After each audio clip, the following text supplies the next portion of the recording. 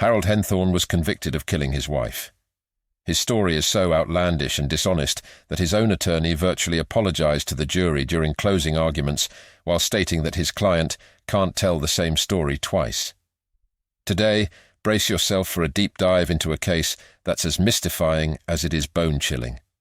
We're unraveling the tale of Harold Henthorn, a once-suave businessman whose life careened into darkness after the enigmatic demise of his wife, Dr. Toni Bertolet. Now behind bars in Terre Haute, Indiana, serving a life sentence, Harold's sinister secrets linger, casting an eerie shadow over Toni's unresolved death. This riveting case unfolds in a twisted web of deceit, tragedy, and unanswered questions that'll keep you teetering on the edge of your seat. Harold Henthorn's life seemed to be straight out of a fairy tale. Following the heartbreaking loss of his first wife, Harold, a highly regarded, affluent and charismatic businessman, discovered love anew in the arms of Toni Bertolet. Toni, an accomplished surgeon and ophthalmologist, was swept off her feet by Harold's promises of a life of shared dreams, comfort and security. They met on a dating website in 1999, and within a year they were married. They moved to Denver, Colorado, where they welcomed a daughter, Reely, in 2005. From the outside, it seemed like the perfect love story. But behind closed doors, things were not as they seemed. Toni's family and friends began to notice changes in her behavior. She became withdrawn and secretive, and her once vibrant personality seemed to fade away. Her older brother Barry couldn't have a private conversation with her anymore. Harold always answered the phone and would only let Barry speak to Toni on speakerphone. Toni's office manager, Tammy, also noticed Harold's controlling behavior. Toni wasn't allowed to schedule anything without consulting Harold first. Toni's family, including her loving parents and two brothers, helplessly watched as Harold slowly took control of Toni's life. He convinced her to move to Colorado, away from her family and friends. He isolated her from the people who loved her, leaving her with no one to turn to. Toni's once happy and confident demeanor was replaced with fear and uncertainty. Harold's promises of a life of luxury had turned into a nightmare. In 2011, Toni suffered a serious injury while working on their mountain cabin. A heavy beam fell from the porch and hit her neck, fracturing her vertebrae. Toni didn't tell her mother, Yvonne, about the accident until much later. She said she had seen something on the ground and bent down to pick it up. "If I hadn't bent down," she said, "the beam would have killed me." Toni's family began to question the incident. Was it really an accident? They couldn't help but wonder if Harold had been involved somehow. Their dire suspicions only grew when Toni died a year later while hiking in the mountains. Harold claimed she had fallen off a cliff, but the evidence didn't add up. Toni's death was initially ruled an accident, but her family believed there was more to the story. And as investigators combed through the evidence, the twists in Harold's testimonies and the mysterious map that emerged during the investigation hinted at a more intricate tale. Stay tuned for unexpected revelations, where gaps in his story are just the tip of the iceberg in this riveting narrative. In September 2012, Harold Henthorn decided to take Toni on a hike in Rocky Mountain National Park to celebrate their 12th anniversary. It was an odd choice, considering 50-year-old Toni had a bad knee and didn't typically take strenuous hikes. Harold seemed determined to take Toni to the park, though. He even told an acquaintance that he'd taken 6 different hikes at Rocky Mountain National Park during the 2 weeks before their anniversary to choose the perfect trail, and that he'd planned every minute of their trip. On September 29, 2012, the couple set off up Deer Mountain. They hiked 2 miles, snapping photos along the way. Later that afternoon, Barry Bertolet received a text message from Harold Henthorn. "Barry, urgent. Toni is injured. In Estes Park. Fall from rock." It was followed shortly by another text that simply read, "She's gone." Toni had fallen 140 feet off the side of Deer Mountain. Her family was devastated. How had this happened? According to Barry, Harold first told him that Toni couldn't keep up on the hike. When he turned around and realized she was no longer behind him, he said he started searching for her and spotted her body at the bottom of a cliff. Then, Harold's story changed. He claimed he received a text message and Toni fell as he looked down to read it, so he didn't see exactly what happened. And Harold's story of Toni's tragic death kept changing. Later, Harold claimed Toni had been taking a photo of him when she accidentally stepped backward off the cliff. And in a fourth version of the story, Harold reportedly said that he was checking Toni's cell phone for calls from her office when she fell. However, Toni's co-workers say her phone was in the office the whole time, and Harold had come by 2 days after Toni's death to collect it. Harold Henthorn's constantly changing story raised suspicions, and investigators began taking a closer look into Toni's accidental death. When the friends and family of Toni Henthorn heard how she died, only one was able to put into words what so many others were thinking. "He pushed her," said Toni's father, Bob. And after finding a suspicious map in Harold's car, detectives realized his story wasn't adding up. But buckle up, because this tale takes an even darker turn. Behind the facade of Harold's life lies a haunting secret. Suspicions swirl around the untimely demise of his first wife, Lynn. Though never formally charged, a shadow of doubt looms over Harold, hinting at a pattern of tragedy and deception that transcends the shocking narrative we've just scratched the surface of. The trial of Harold Henthorn was a riveting saga that captivated the nation. It was a story of love, betrayal, and murder that unfolded in a Colorado courtroom. But it wasn't just the death of Toni Henthorn that was on trial. It was also the death of Harold's first wife, Sandra Lynn Henthorn, who died under suspicious circumstances in 1995. Sandra Lynn Henthorn, who preferred to be called by her middle name Lynn, was crushed by a car while changing a tire on the side of the road. Harold had claimed it was an accident, but investigators found evidence that suggested otherwise. Harold had taken out a large life insurance policy on Lynn just months before her death, and he stood to gain a significant amount of money if she died. The case was never solved, but Harold's involvement was always suspected. Much of the 2-week trial to determine Harold's involvement in Toni's death reviewed Lynn's death too. Harold was the only witness to Lynn's death, and prosecutors argued that he intentionally pushed the car onto his wife. They presented evidence showing that Henthorn had shooed away passers-by who tried to help, and that he had sought to benefit from his wife's life insurance policy. In 1995, Henthorn states that he and Lynn stopped to change a tire, shortly before Lynn was crushed as the Jeep fell on her, but the front passenger tire was only low, not flat, and the other tires were just as low. He then yelled at Good Samaritans who wanted to help to stand back. Lynn's relatives hope the trial will renew investigators' attention to her case. A spokeswoman for the Douglas County Sheriff's Office, which is handling the investigation, did not immediately return calls inquiring about the status of the probe.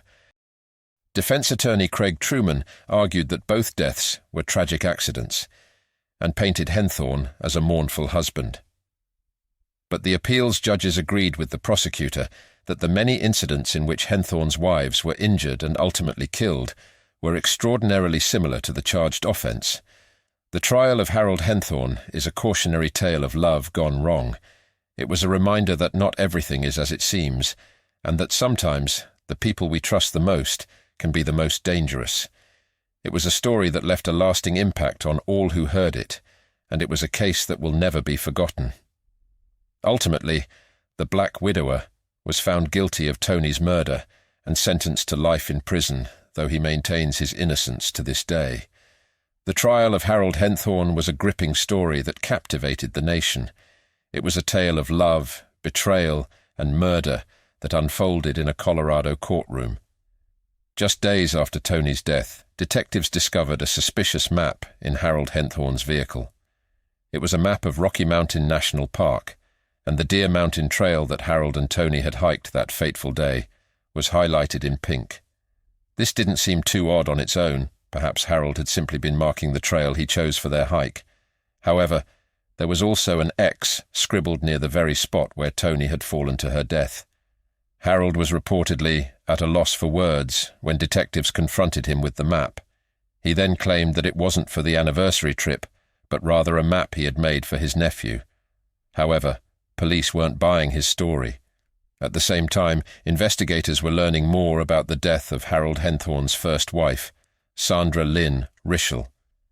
Evidence was introduced at the trial to suggest that Henthorn killed Lynn in a staged accident in May 1995 beside Colorado 67, about 8.5 miles west of Sedalia.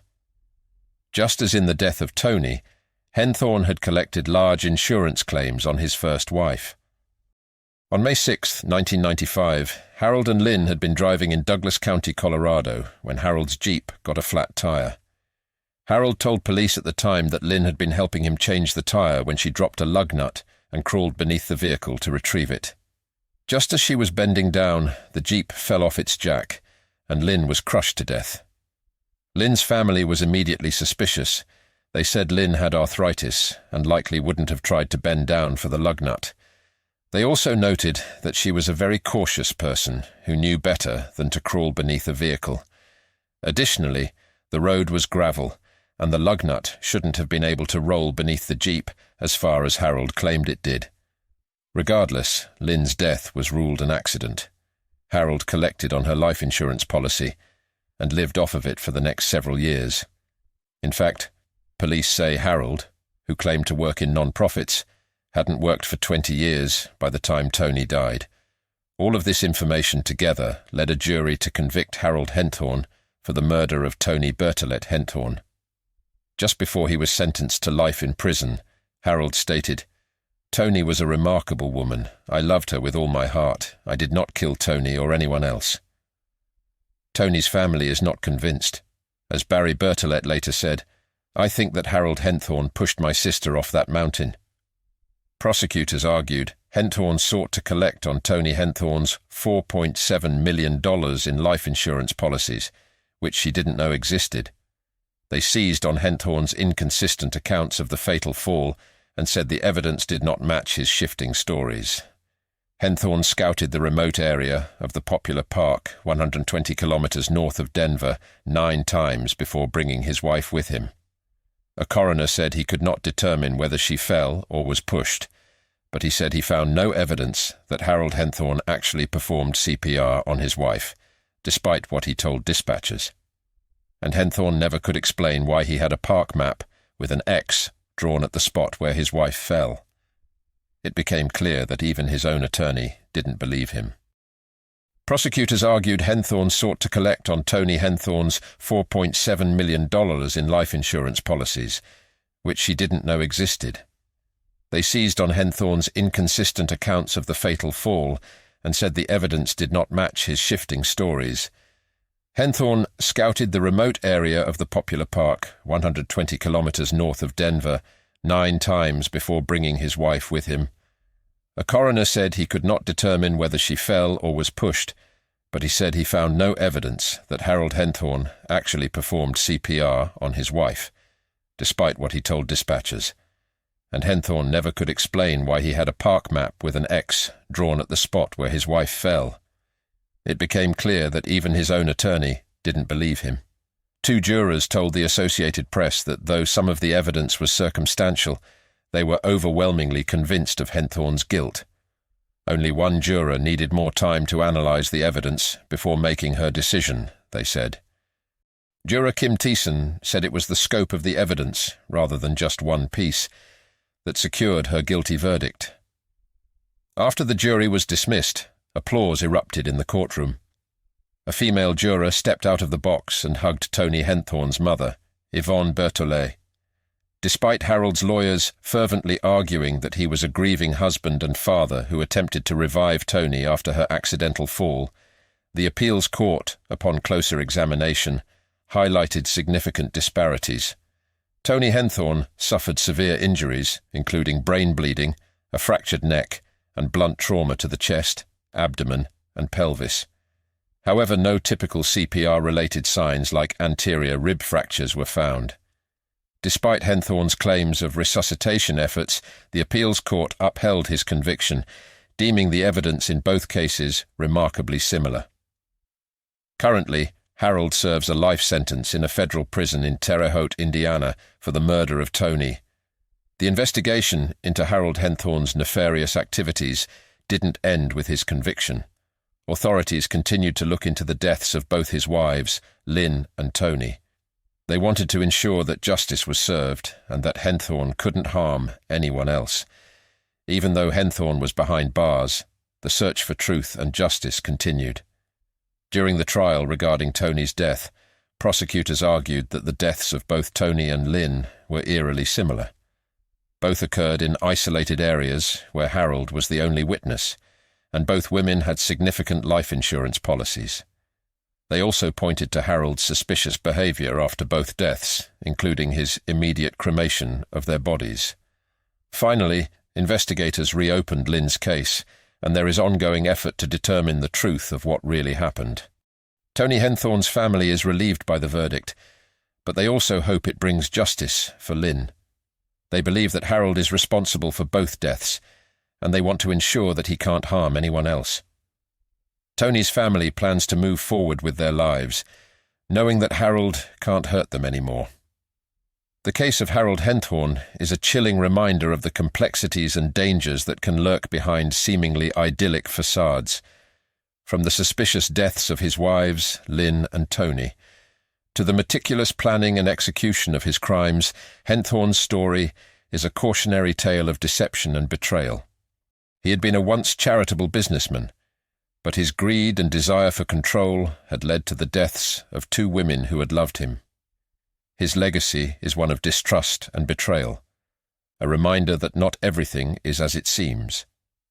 If you found this story intriguing, be sure to subscribe to our channel for more captivating true crime content. Stay curious, stay connected, stay with Reely Unreal.